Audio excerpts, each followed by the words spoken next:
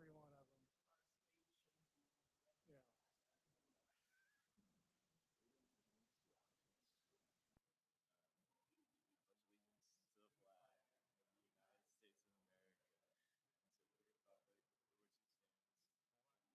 under God, indivisible, with liberty and justice for all. So I'll call the meeting to order. Do roll call. Okay, so we'll go right into Yukon. All right. I just have just a couple of things. I have a couple of people that are going to recognize some special accomplishments this year, and this is going to get recorded in just a minute. But I do want to just say, leading up to graduation, there was a lot of concern about whether or not we were going to be able to have graduation outside because of the rain forecast. But it was a beautiful evening, and I want to thank Melissa and her team for putting together such a great ceremony and to recognize our seniors and their hard work. So the first I want to call on Mr. Gibson. I knew the one that's going to be recognizing and all the great accomplishments that we had this year. Mr. Beheimer, board, wanted to take this time to congratulate several of our spring sports. We just wrapped up, and we've got some great accomplishments to recognize tonight. First, I want to bring up Coach Rodney Zimmerman and our throws coach, Caleb Graham, to recognize our shot put champion, Raylan Williams.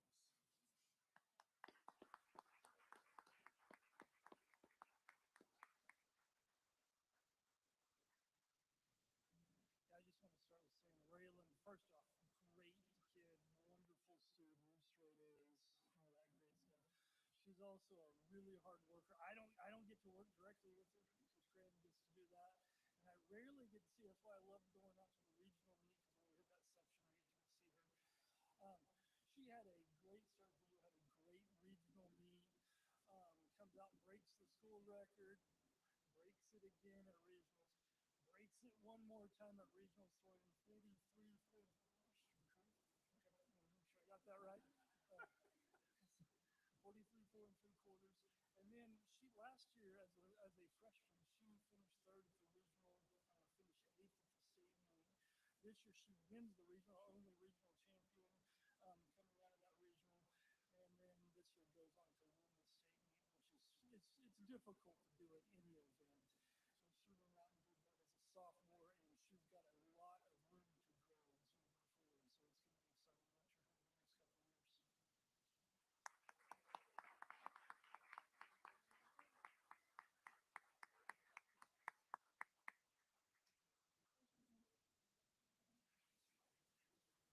All right, next up is Coach Wes Ankrum, and he's going to talk about our state champions at one doubles, Camden Palmer and Reeve Corbin.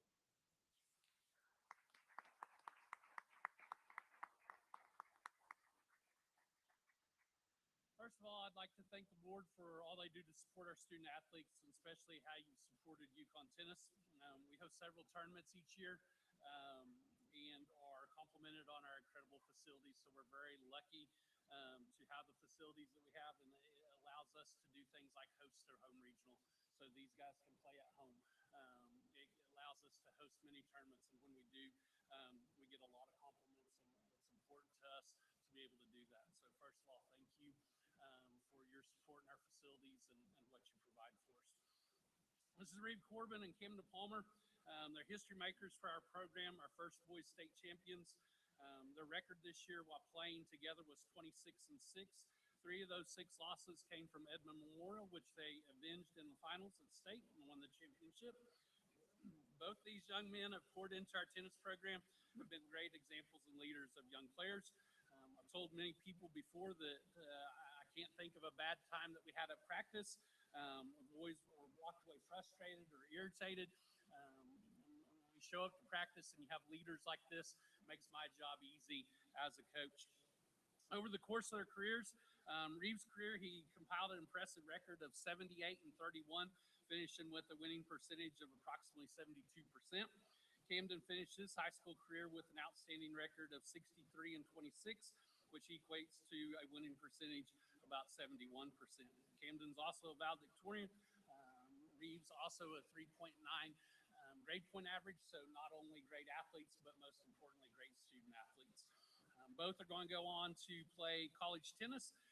Camden will be going to Hastings in Nebraska, and Reeve will be going to Laterno, Texas, or Laterno College in Texas. Next, I am going to turn it back to Ryan. We're very proud of these two young men. Thank you.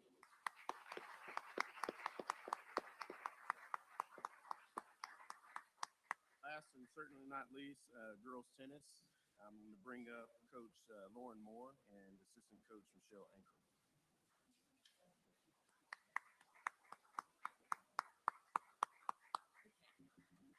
Jeffrey doesn't think I need the mic, but I'm going to talk very quiet. So that's right. How do we hear anything at our house? I don't know. Will you girls come on up to the front? This is our varsity girls tennis team. This year they also made history by finishing third as a team at the state tournament, which is a huge accomplishment in 6A. So we're proud. As a team, they all have to get points by the places they finished. And so everyone up here contributed to that finish. The other thing before I introduce them individually, I just wanted to let you know that all four of the seniors, y'all step forward, seniors, 4 black robes right here. So your 4 seniors were 4 black robes.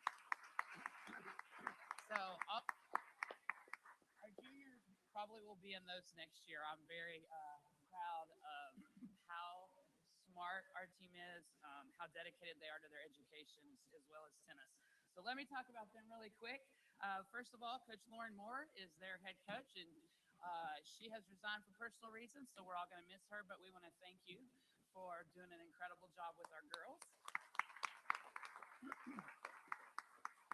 Senior Lainey Naylor stepped forward. She was a state qualifier. She played 1 singles, which is the toughest bracket. Could be some semi-pro players running into that bracket at some point. But the thing about Lainey is you would never know who she was playing. She played hard. She played with heart. And she would do whatever Coach Moore and I asked her to do.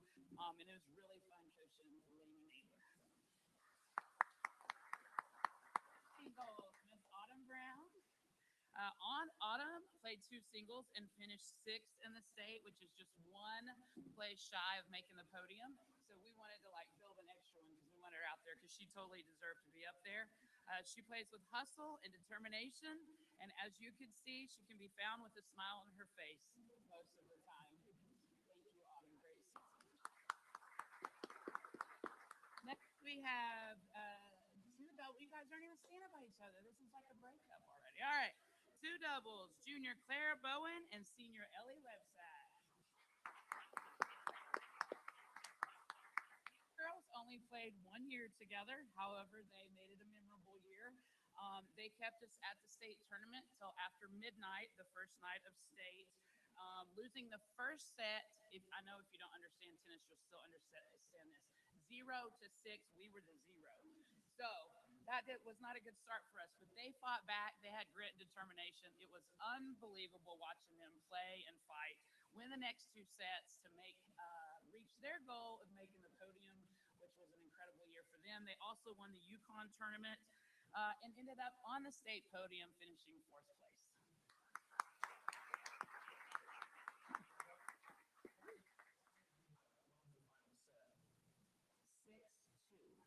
6-2. But the second set we won in a tiebreaker with 2 match points against us. But Clara claimed she didn't know the score, and we think that's good. It's just best that she didn't know. It got kind of scary. So that was a lot of fun. We were the ones to shut it down that night. We were walking around the tennis center, just us and Union, and so it was after midnight when we left, and then they got up and played the next morning. Our last one is our 1 double, seniors Abby Ankrum and Lydia Blackwell.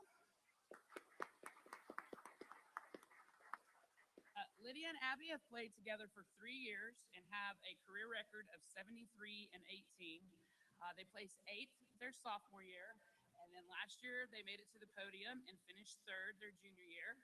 This year, they finished their career as state runner-up to Bixby, and were both selected to the All-State tennis team.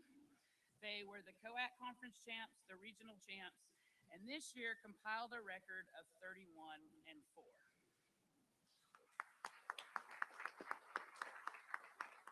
So I would also like to thank, this is my 8th year of assisting, volunteering to help with the tennis team.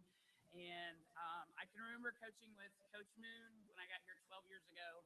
And he told me he would give me $1 if I could get someone to the state tournament. And I said, I'll take that bet. I'm going to get one of them to the state tournament. And so 12 years ago, we were just trying to get them in, and now we're trying to get on the podium. And so thank you guys for your support. Our middle school program has been incredible. Our kids have bought into that. Thank you, Coach Henson, for your support, and we appreciate you guys.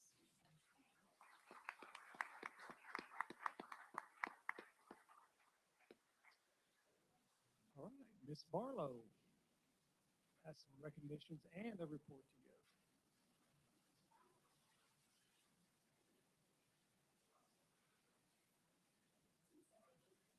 Good evening. I am here to talk first about our esports team. Mr. Swigert, their coach, is out of town on a mission trip, so he wasn't able to be here. So he sent me a really big list of all of their accomplishments, and now we're going to test you. As I'm reading off the accomplishments, if that was you, step forward. Got it? Okay, so this year is our 4th year of having esports at Yukon High School, and this year's accomplishments were not only that we were able to put somebody in our all-school homecoming, but we had the homecoming team. We had a participation float in the parade, the Czech Festival parade.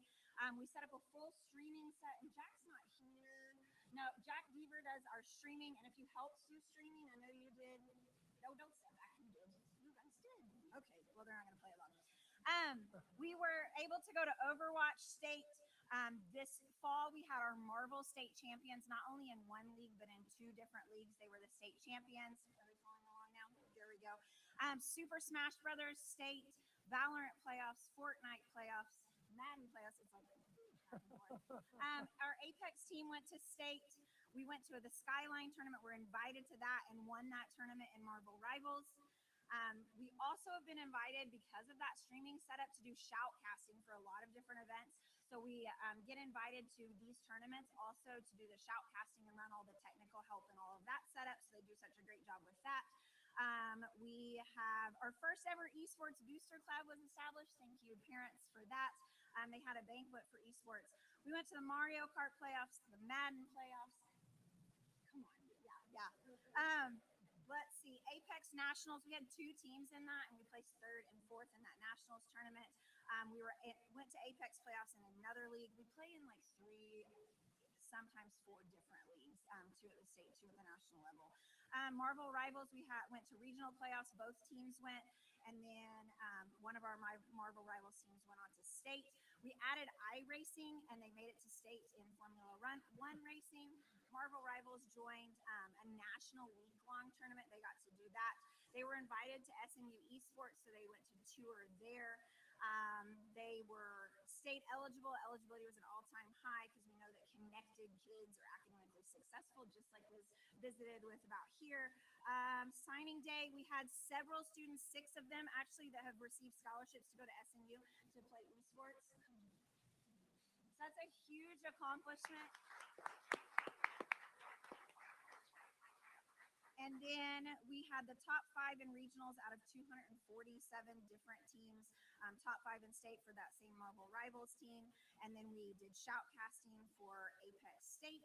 One of the most exciting things that they did this year that I'm super proud is they actually hosted some students from Camp Hope.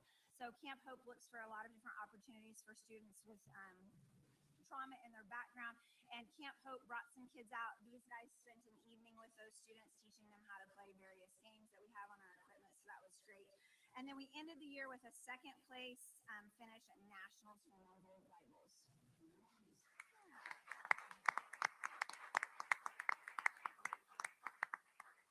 Wasn't there one student who also got a scholarship to Southeastern? Yes. Yeah, he's not here.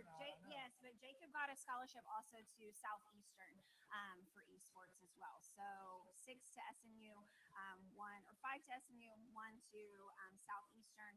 So really excited for the opportunities that it gives these kids. So just thank you guys for your support, both our school board and our district for providing the equipment. They have really top-notch equipment. They have some of the best equipment in the state. They go and play at colleges and tournaments, and we are blessed because we actually have better equipment than they do and where they go play. And then we're super excited to be able to move into our new facility next fall over at the Performing Arts College and Career Center.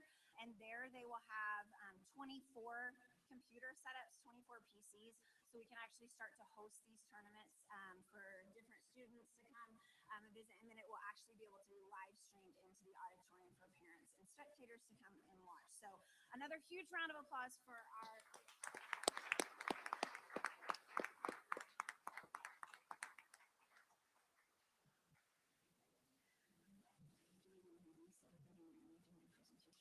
Yes. Thank you guys so much. I'm getting ready to do a college remediation and dropout presentation. So I'm going to let you, if you'd like to, you're welcome to bow out. Yeah. Thank you, guys. Thank you so much.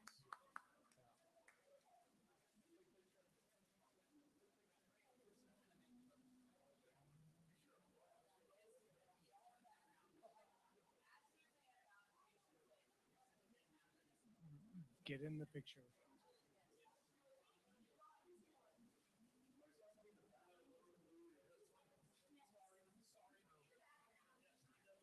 In the background. In the background. Suzanne.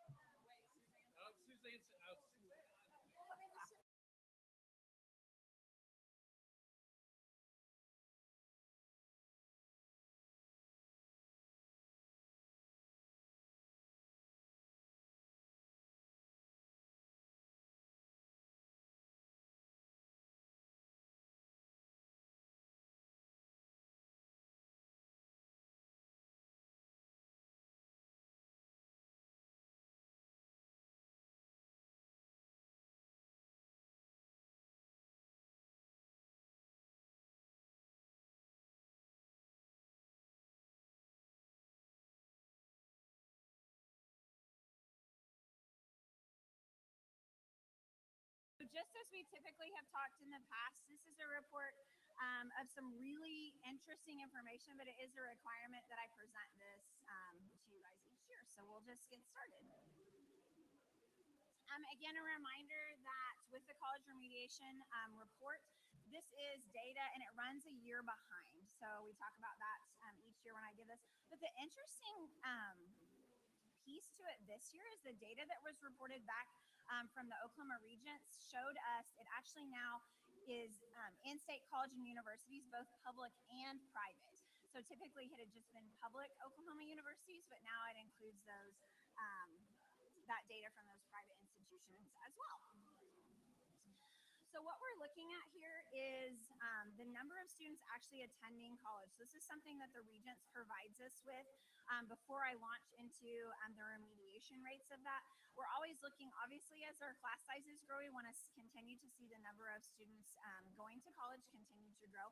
An exciting piece this time around for the 2024 was that they also, the Regents has joined an association to where they get out-of-state student information as well, not for the remediation piece, but for just students that were going to college. So in 2024, at any time during that year, whether they started in the fall or the spring of that starting school year, we had 286 graduates go into in-state colleges and universities of public and private, and then 36 students went out of state. So we can finally get to see those numbers and continue to watch those grow. We've not been able to see the out of state in the past, but excited to see that our college going rate continues to increase as our class sizes do. So when we talk about remediation, these remediation numbers are for freshmen entering college in the fall of 2024. So the data that was on the previous slide was kind of a new piece of data. This is also a new piece of data, but please remember this is only students who graduated from us and then went directly into college in the fall of 2024.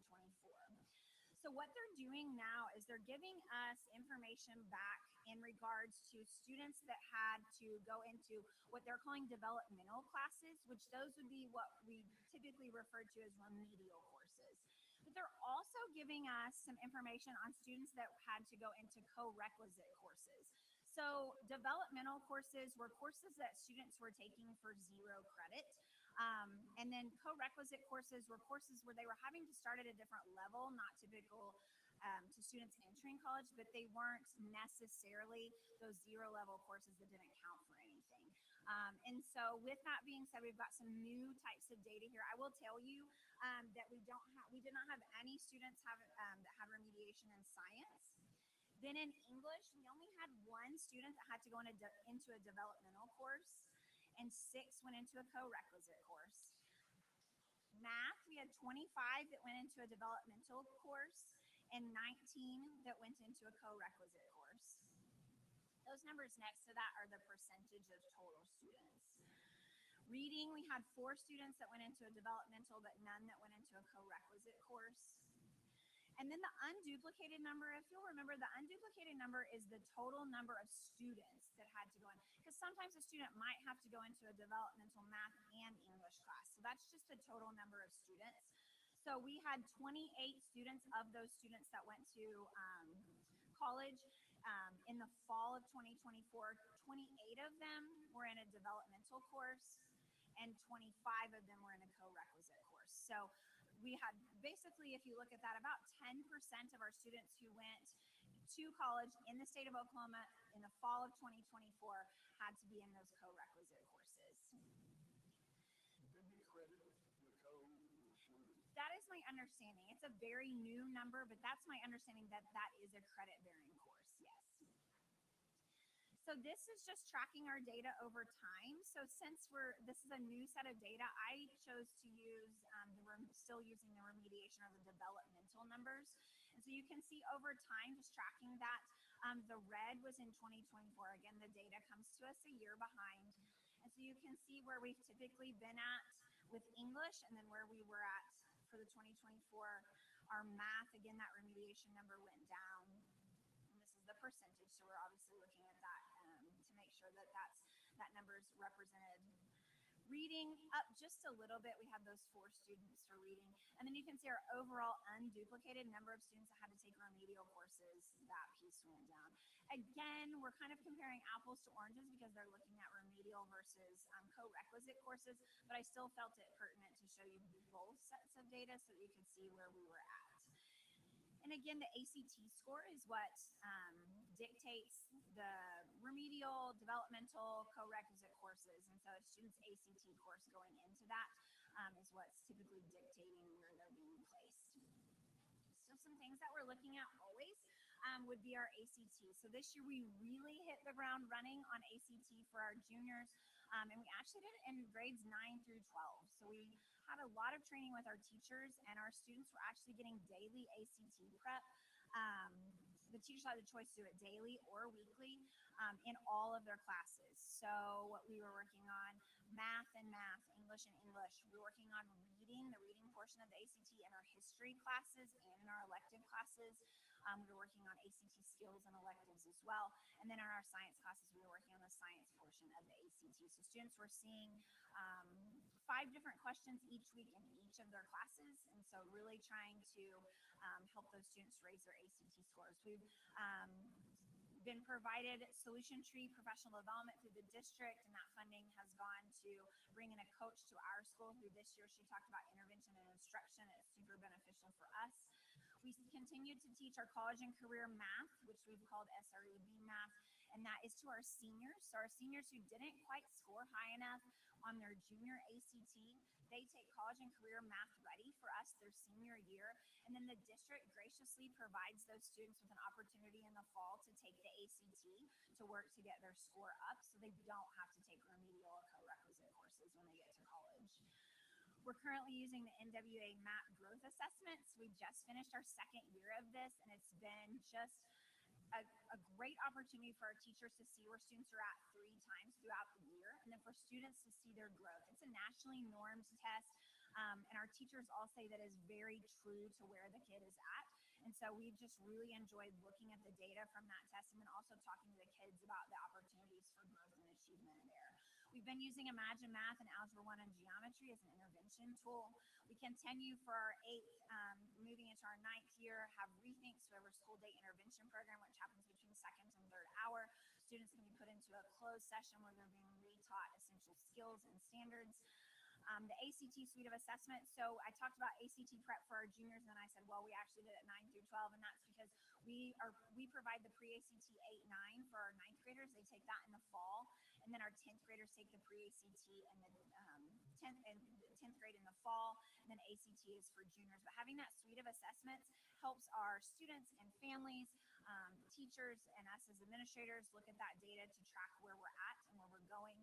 We also this fall hosted a parent university for our pre-ACT scores. So when those came out, the Oklahoma Regents sent a representative out, and we did a parent university where they talked with the parents and students about what their school reports meant and how they could work on different things.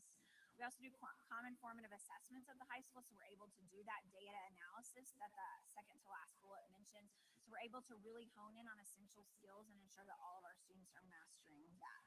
We've also really been focusing on our instruction and ensuring that the depth of knowledge that the standards requiring is what we're teaching. So we want to make sure that we're teaching it to the level that ACT is requiring so that our students have that same train of thought.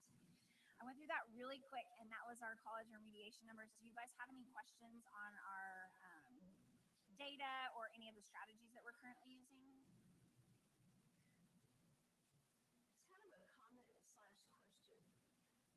This year's junior class was one that was affected by COVID, and several of them were behind some in like math. I don't know about reading or English, but several. We have a lot of kids in those grades in that junior class, but they suffered from COVID and from not being able to be in school and from everything that happened. And I think all of this preparation, all of what the teachers were doing, our culture is really helping those juniors to get caught up. And so, I don't know if that's a question or a comment, but anyway. It is something that we talk about all the time. It takes a while for kids who missed out on 1st and 2nd and 3rd grade to get to us, and those are the kids that we have now. Kids that were out for a period of time in 1st, 2nd, 3rd, 4th, and 5th grade. And so, it's just taken a bit for them to get to us. So we are still in the midst of having COVID kids and filling in their gaps at the high school level. And so, but we have seen the work that the lower grades are doing, and we feel that work. And really our 9th graders this year, we're seeing that their gaps are filled in. While they still have some where there's hope on the horizon that we can continue to grow and build. But yes, you're exactly right.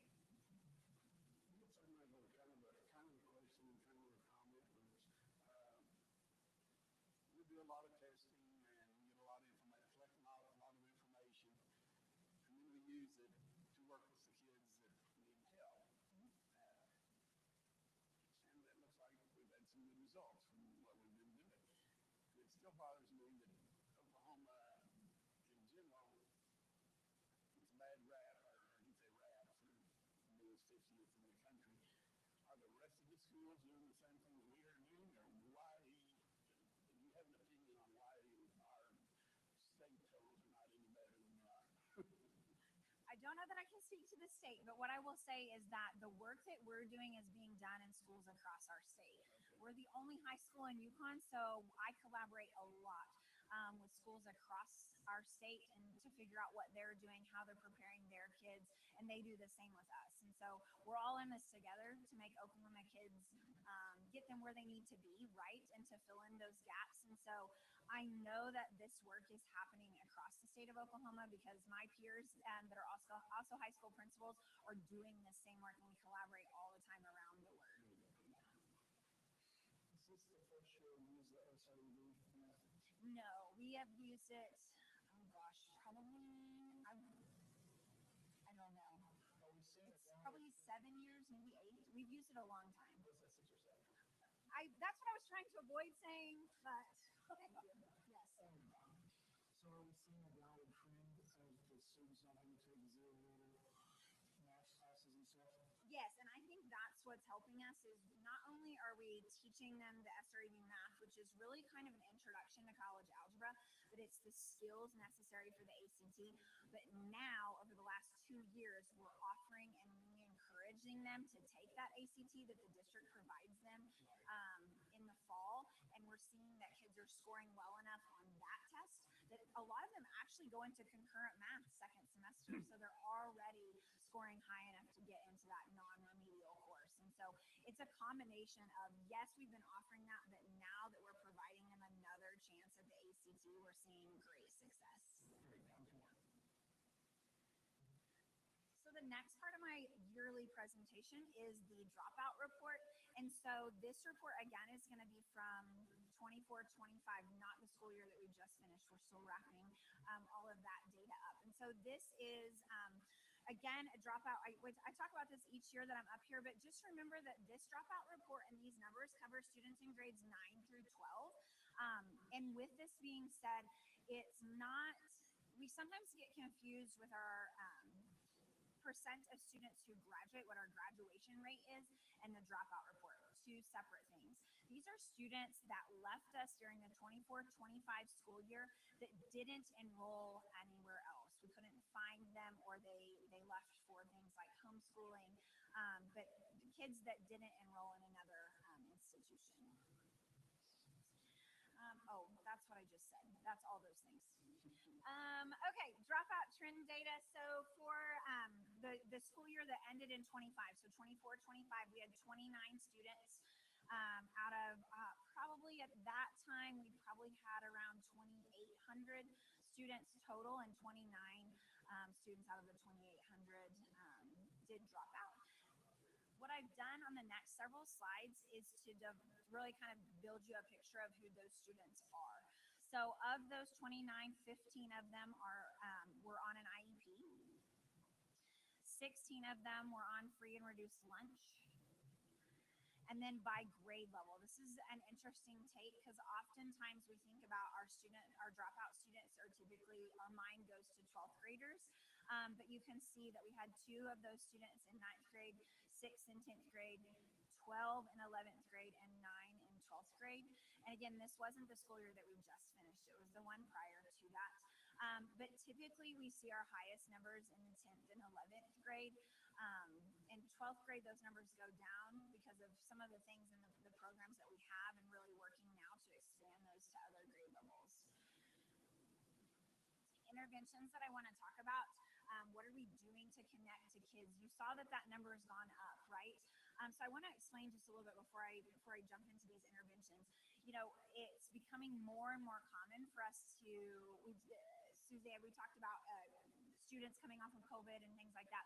So what we're working with, especially during this 24-25 school year, we're getting students that don't have credits. So they weren't in school anywhere for a significant period of time.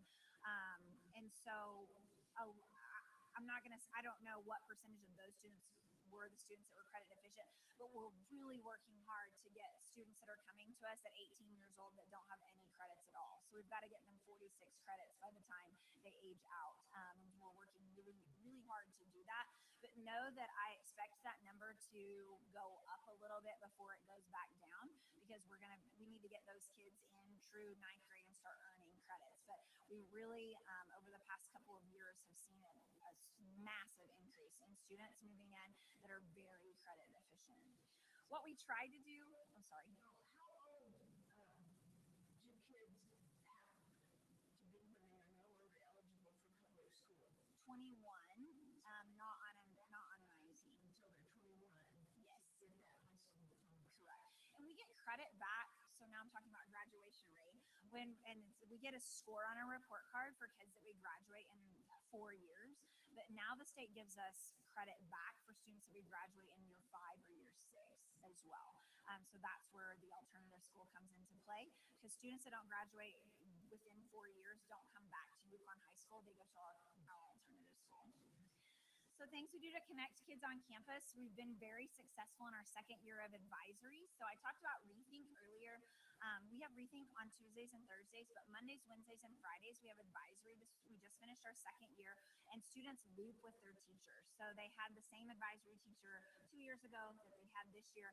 And just a telltale sign of the success of advisory is this year at our senior brunch, the students themselves set up a table with cards to write thank you cards to their advisory teachers, which might seem such a small thing, but it's super important because it tells you that they have those connections, not only with their teachers, but the students in those classes. So just trying to connect kids because you saw all these great kids that were here, they're connected, right? And so we've got to figure out how to get these kids connected to school to something that they're passionate about so they can be successful. We have Reboot for our in-person students, so students who are failing multiple classes. We have that depends on a Tuesday or a Thursday. They come in and spend 3 hours with us to get caught up, especially on mastery assignments. Virtual school has work sessions as well. Our virtual school and our virtual teachers do a great job of having those students come and go and get that additional help that they need. We'll have a special place set up in our new building as well for the virtual students to do that. Our counselor and principal teams have weekly meetings. They discuss at-risk students. We meet quarterly as an admin and counseling team and talk about our at-risk students and what we're doing. It's a great time to share ideas about how maybe one counselor principal team helped another student, so we can share those ideas and strategies. We have monthly collaboration meetings with our alternative school, which is phenomenal. We're able to tell them about the kids that have applied, and then they help us to kind of really figure out the specific order in which those kids are getting into that program. And they just had a record number of graduates through Yale, which is just such a blessing to us. We have a senior capstone class. You've heard me talk about that before, but we just finished our second year of having what we call CAP Key mentorship.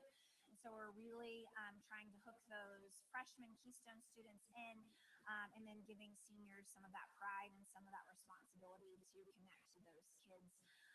Any student who's going to leave Yukon High School and wants to get a GED or to drop out, getting a GED does count as a dropout. Used to, if you got a GED, you could bring that certificate back and we can pull them off of our dropout report. That is not the case anymore. Anybody, before we sign off for them to get a GED, I do require that they come and meet with me. A lot of times in those meetings, I'm very successful at convincing them to stay in one of the variety of programs that we have listed here. A lot of times people may just not understand or know what's available to families. So the resources that we have available is our phenomenal alternative school. We have MOVE for our suspended students, for our long-term suspended students. They go to the Yale campus. They're taught in a separate setting, but it allows them to continue to earn their credits while they're on suspension. We have 2 different Bridges programs now. So we have our traditional Bridges program. We also have a Bridges credit recovery program where the students are earning credit recovery while also receiving therapy. Project Connect at Canadian Valley. We've had a super high success rate of getting our students accepted to that program. That's like alternative school half a day, and the other half of the day they do a career program. So they might go in the morning to Project Connect and do their course load, and then in the afternoon they're going and doing welding or something like that. CCEC, we have a great partnership with the Canadian County Education Center, so several of our students go out there. Our student assistance program and our at-risk counselor meeting with families, talking about all of the options that we have. We have fast track credit recovery during the school day, so students can work on that. With our virtual school, we have full-time and blended options. We also have, they can do credit recovery outside of the school day as well. And then today was the first day of summer school, so we have summer school as well. We've been able to earn back around 192 credits. Last year, typically it's just around between 190 and 200 credits during summer school, which is a great opportunity for students to earn credit back. So lots of different opportunities for us to be successful and for us to keep that number of dropouts as low as possible. Any questions about our dropout report? Thank you guys so much for your continued support of all of those programs because they're making a difference. So thank you.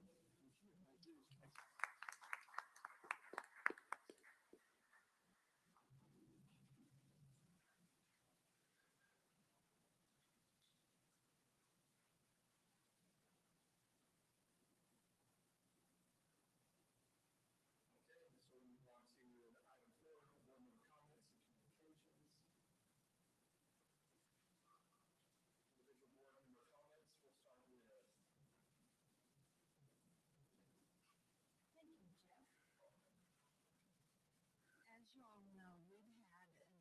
student as part of our family this year. My grandson selected his exchange student for his junior year from Germany, same as Jacob. And Jacob spent the year as a senior at Yukon High School. Our high school was warm, it was welcoming. His teachers were kind, and he loved it here. He loved school. He left yesterday. We're going to miss him tremendously. But one of the places where Jacob found his belonging, and I've talked about belonging, and Melissa just talked about belonging, and how important it is for the students to have those places. And Jacob went to tennis. And in Germany, they do not have sports in schools. They have to go somewhere else to participate in a sport, and it's not an extracurricular activity. It has nothing to do with schools. And Jacob was amazed by this. And as you all know, my grandson's a huge tennis kid. And so Jacob had played tennis before, but he hadn't played to the level that our kids do. But he came in and he found a place on JV, I believe, and he got to play, and he got to go to tournaments, and he had different friend groups, and then sometimes they were all together friend groups. And that sense of belonging that came for him from our tennis team was incredible, and it was phenomenal, and it was a huge part of his success here and how he felt he belonged. He said he never had this many friends at a time before. His school is small, but he lives in a big city. But it was just such a great thing. And here in the last couple of days, his parents came. And out of 7 exchange students that our families have hosted, his were the only parents who have ever come. And so his mom made it in time for graduation, just barely. And she has commented probably 4 or 5 times about how impressed she was with graduation here. She said in Germany, we don't have a big ceremony. She loved the pomp and circumstance. She loved the band. She loved the jazz choir. But she loved the respect and the feeling of accomplishment that the kids had, and that everybody was involved. It takes a huge team to do graduation. Melissa's people did a great job, and Melissa was working right up to the last minute. But we had a going away party for him on Friday night, and there were probably 12 to 14 tennis kids there. And he just was smiling the whole evening. And I know this is taking some time, Jeff, but well, the boys took some tables to the back. It was at my house in the backyard, and they took some tables out behind, under the trees at the back of our yard. And they sat back there, and they laughed, and they talked, and they teased each other. And then the next thing I know, they got the dog's tennis ball, and it's going God knows where. And Jacob was just smiling so much. He was so happy. And his mom and dad were watching him, and he said, he's not ever had a friend group like this. He's not ever had this connection with this many people. And the fact that so many of them showed up for his going away party was huge. It was also my daughter's birthday party, and she had a few people show up too. But all in all, I was so impressed with our students and with our kids. And I didn't even get to tell him goodbye that night because they walked by en masse as a group. And, Paul said, we're going to go play basketball. See y'all.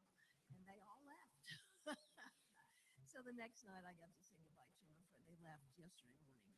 So anyway, it's just such a community. And the tennis kids are remarkable students. They really are. And so I want to thank Wes for what he does to create that environment for them. And it's a positive environment for the most part. They lose once in a while, but all of the students are exceptional. Of course, I think all of our students are exceptional, but I just wanted to call them out because I didn't see any of our other exchange students have that support and that friend group and that knowing that these were his people and he was welcome and accepted there. I mean, he even got his own name. What was that, Wes? Yakman. His name is Jakob in German, and so we call him Jacob. But anyway, I just wanted to say that and share that from a personal perspective because we get hit a lot from all kinds of places. It comes at us all the time. And I just want to tell you guys, we're doing good. You're doing well. And these kiddos show it. So thank you to the tennis people and thank you to our athletic department. And yeah, so you're having summer school, but band is happening now too. So we've got so many places for our kids to plug in and belong. And that's what we're going to do to keep them in school sometime. So thank you all very much. And have a lovely summer. Don't forget how many things. Okay, I'm going to be short. Just took all my time. But and Keith and Sue and Malcolm already covered it, and that's graduation. It's always a blessing when the rain stays away. But the organization and everything was just great. Thank you. I just want to say thank you to the kids that came out tonight to recognize. I mean, it's just so great that you still can get recognized for all your great accomplishments. And so that's it. I don't have the comments this time. I've got one I want to add to the list.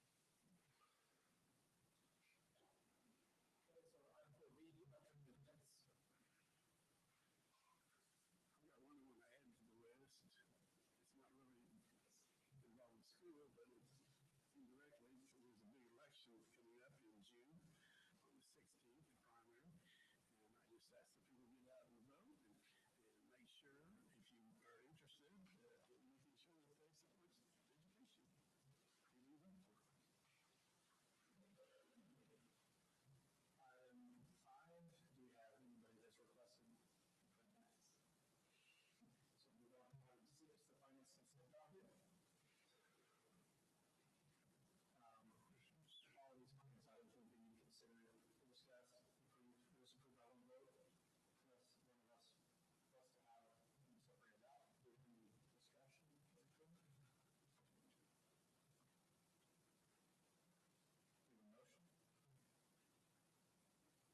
Any discussion? We have a motion. Make a motion to approve or disapprove finance consent docket. Just say one of them. Approve. Approve finance consent docket 6A to 6D.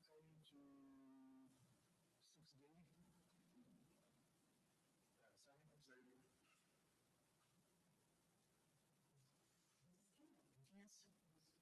Yes. Yes. Yes. Yes. So item 7.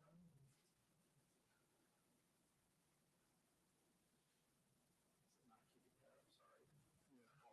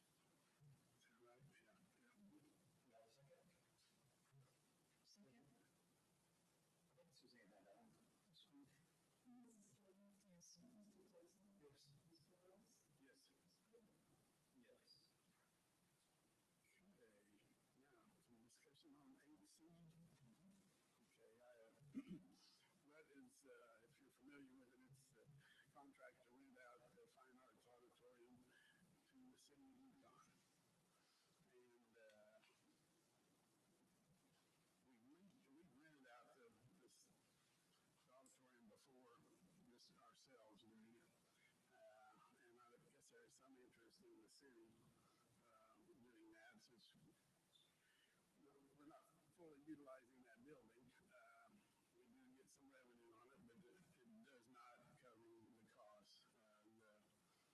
The main thing that we would gain is that if it is passed, is that they would be paying for the utilities and what else? Is there something else? Maintenance and upkeep of it. We will handle the big stuff, but yeah, they'll handle all the small stuff. Expensive repairs. And the lease amount is $1 per year, which seems kind of small, but I guess that's the way they do some of those. But anyway, I'm just not really in favor of leasing out school property to a situation where we don't have as much control over it. There's stuff written into the contract that we would have some control. But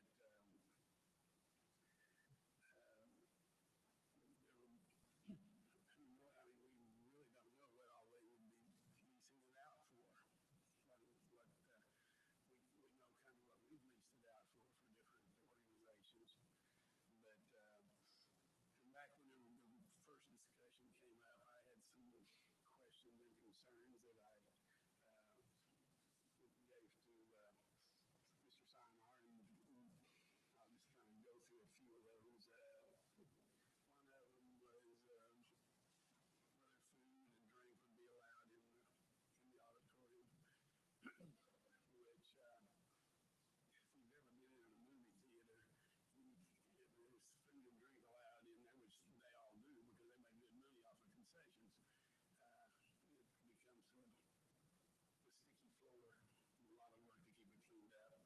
And another thought that I had was would they allow them to have alcohol served in the building or school property? I don't think the majority of the public is interested in that, but that's just my opinion. Next item, again, it was addressed, from what Keith told me, was the outside lawn care type maintenance. We would still do that. They wouldn't be responsible for it.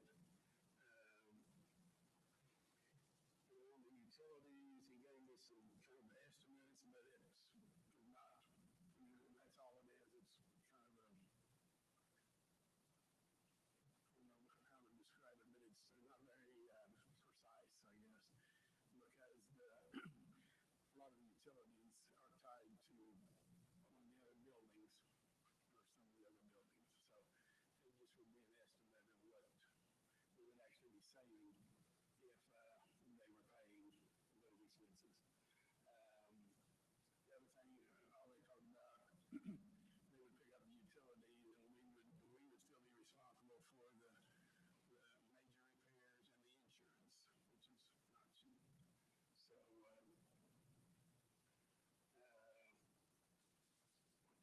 speed this up a little bit and see what else I had here.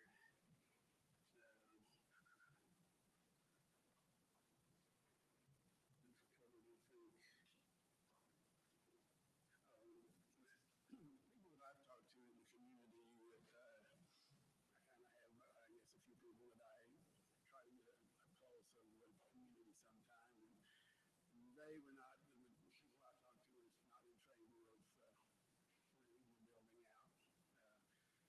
I think I had one other group that said, yeah, it might bring some additional people into the community for business, and it also would reduce some of our expenses. But again, I think we could do some of that. I don't know that we've ever put in a lot of effort into trying to lease or rent the building out, because that's not our purpose.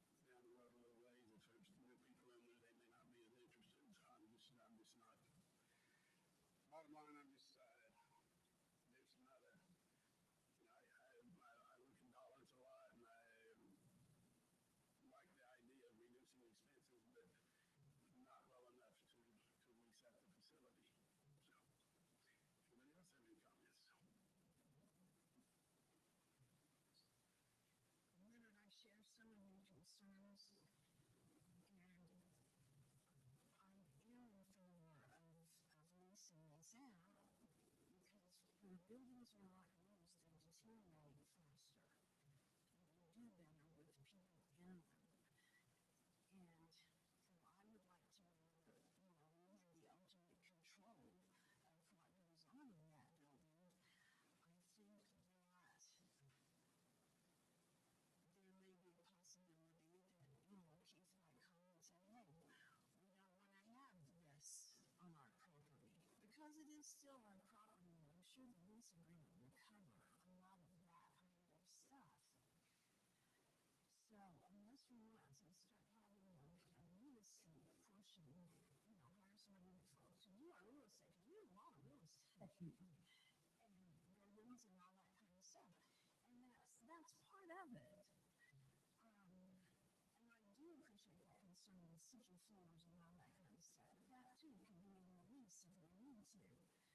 So I think what you said was valid and important, and that we need to consider it. So, But we're voting on tonight does not include that. no, but that's down the road, and it will occur. And I guess the other thing, the building would not be sitting vacant. There's a difference to me. We rented it out. The number that I got was we collected $32,000, I think it was. Is that correct? I've got a number here someplace. So it didn't, wasn't used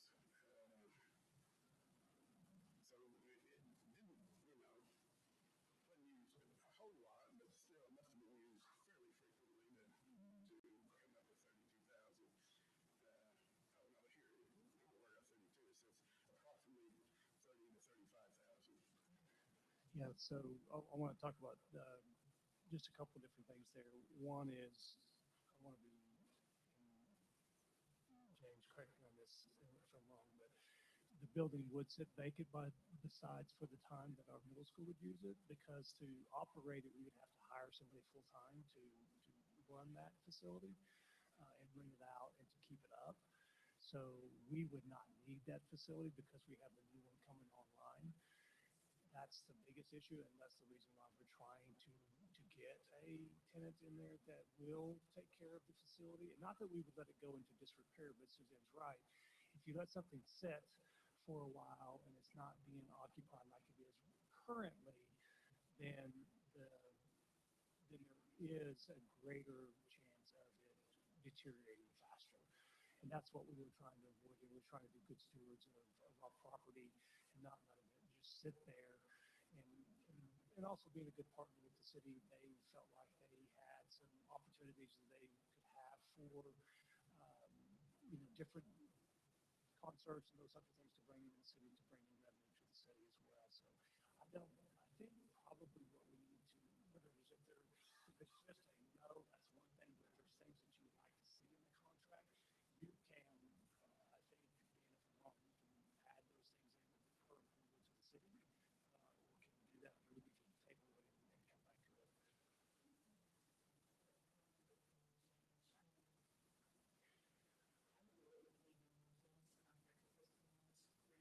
Yeah. The problem with tabling it, I want to be clear, is there's a lot of waiting happening with people who are trying to book the facility. And we're probably already behind on that right now as it is.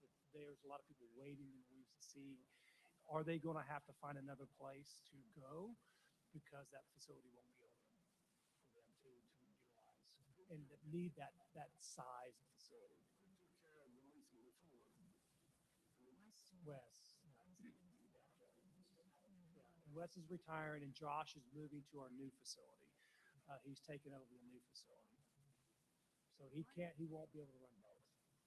Will the new facility move into the engine for the dancer signs and stuff, or are we going to let it pretty going all the time? Well, we haven't got that far yet, but just know that there are more than a few that need that size of facility that our current facility will not hold. And I don't know the total number. Adam, do you have any idea? James, do you have any idea? I know Metro, Canadian Valley graduation is there, and they need that size of facility. I know there's a couple of other things there that need that size of facility in our current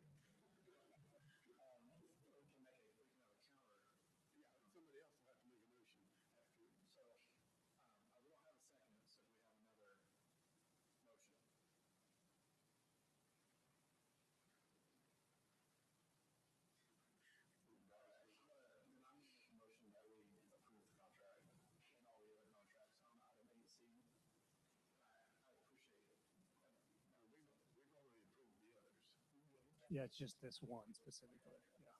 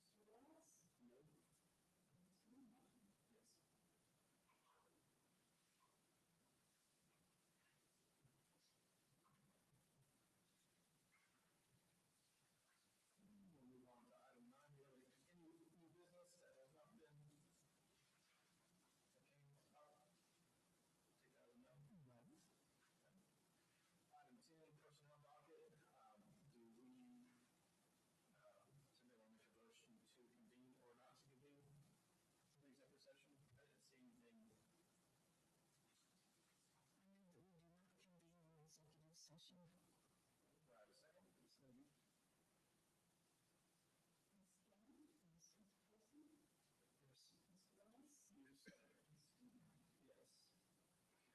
And just before you adjourn, I know Mr. Hine wants to introduce a couple people that's here with him, I believe. Did you want to? Yeah, that was just that they just voted to approve. Oh, well, okay. Now I'm getting ahead, Jeff.